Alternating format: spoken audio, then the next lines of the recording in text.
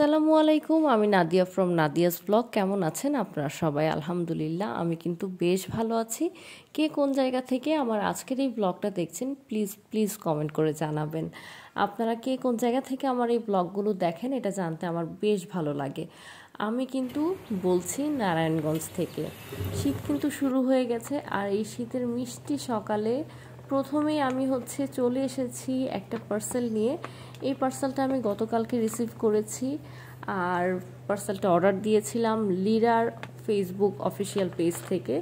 ওরা সময় নিয়েছে 2 দিন, যথাসময়ে আমি আমার প্রোডাক্ট পেয়ে গেছি। আমি অর্ডার করেছিলাম W7-এর এই ব্যানানা লুজ পাউডারটা, যেটা দাম ছিল 650 টাকা, আর নিউট্রিজিনার এই সানস্ক্রিনটা, এটার দাম নিয়েছে 1200 টাকা। এই দুইটা প্রোডাক্ট আমি রেগুলার ব্যবহার করি, এই দুইটা ছাড়া আমার একদমই চলে না। তো এই দুইটা প্রোডাক্ট সম্পর্কে যদি আপনাদের কোনো কিছু জানার থাকে তাহলে অবশ্যই কমেন্ট করবেন, আমি আলাদাভাবে ভিডিও করে আপনাদেরকে জানিয়ে দিব। প্রোডাক্ট দুইটা খুবই ভালো, আর সবথেকে বড় কথা আমাকে স্যুট করে। আর তারপরে তো যেহেতু শীতের সকালবেলা আমি অলরেডি নাস্তা করে নিয়েছি। নাস্তা করার পরে চা খাওয়ার পালা।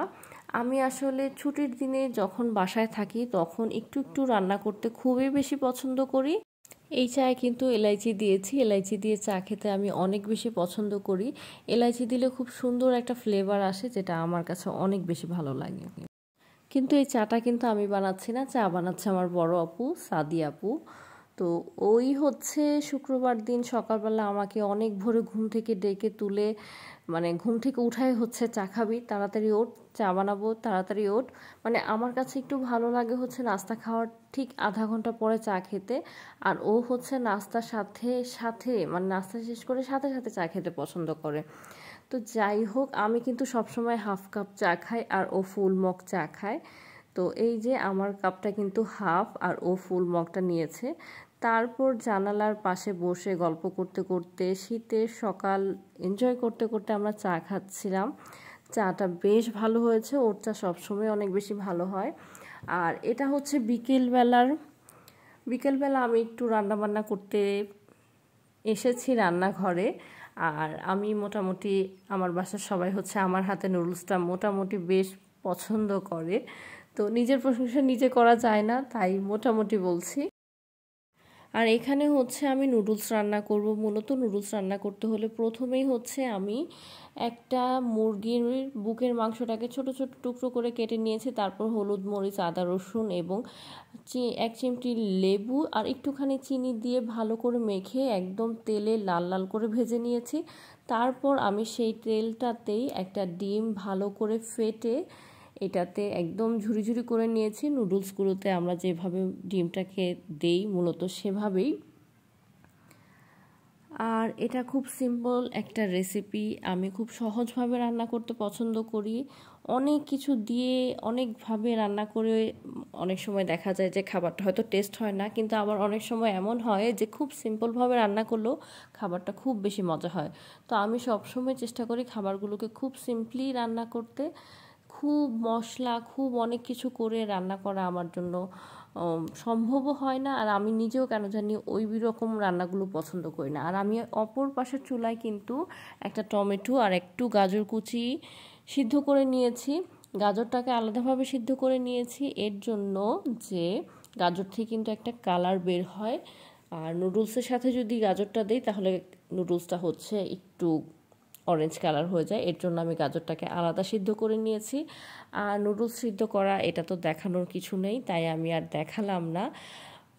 অফ ক্যামেরাতে আমি নুডলসটা সিদ্ধ করে নিয়েছি। আর এই যে আমার ডিমটাকে ভালো করে ঝুরি ঝুরি করে আমি তুলে রেখেছি। আমি নুডলসটার মধ্যে শুধুমাত্র চিকেন এবং ডিমটাই ব্যবহার করছি। আপনি কিন্তু চাইলে সাথে চিংড়িটাও অ্যাড করতে পারেন। চিংড়িটা অ্যাড করলে স্বাদটা আরও বেশি ভালো হয়, আমার কাছে বেশ ভালো লাগে। কিন্তু এই মুহূর্তে আমার কাছে চিংড়ি ছিল না, তাই আমি চিংড়ি দিইনি। আর এই যে আমি কিন্তু নুডলসটাকে বলেছি আগেই অফ ক্যামেরাতে সিদ্ধ করে নিয়েছি। আর পাশের চুলাতে যে টমেটো আর গাজরটা আমি লবণ দিয়ে সিদ্ধ করে নিয়েছিলাম সেটা আমি নুডলসের সাথে মিক্সড করে জাস্ট, এটা কোকোলা নুডলস নিয়েছি, কোকোলা নুডলসের মধ্যে যে মশলাটা থাকে সেটা দিয়ে ভালো করে মিশিয়ে নিচ্ছি। আর এই যে সাইডে যে আমি মুরগির মাংসটা আর ডিমটা ভেজে রেখেছিলাম সেটা একসাথে দিয়ে দিচ্ছি। সব কিছু এখন মিক্সড করে নিব। আমি অফ ক্যামেরাতে কাঁচামরিচ দিয়েছি, এটা আমি ভিডিও করতে ভুলে গিয়েছি। আর পরিমাণ মতো আপনারা লবণটা দিয়ে নেবেন। আর এখানে যদি একটু সয়া সস ইউজ করেন তাহলে আরও বেশি মজা হবে। তো এইভাবেই হচ্ছে আমি নুডলসটা রান্না করি। আর এইভাবে সিম্পলভাবে রান্না করলেও কিন্তু অনেক বেশি মজা লাগে। আমার রান্নাটা অলমোস্ট হয়ে গেছে, জাস্ট ভালো করে মেশাতে হবে। ভালোভাবে মেশালেই হচ্ছে সব মশলা, চিকেন, ডিম সব কিছু একসাথে মিক্সড হবে। আর মিক্সড হলে হচ্ছে এটা খেতে মজা লাগবে। বিকেলবেলা কিন্তু আমরা চাইলেই খুব অল্প সময়ে নুডলসটা তৈরি করে ফেলতে পারি এইভাবে, অথবা অনেক সময় দেখা যায় যে মেহমান আসে, চটজলদি যদি রান্না কিছু করতে চান তাহলে নুডলসটা হচ্ছে একদম প্রথম লিস্টে থাকবে।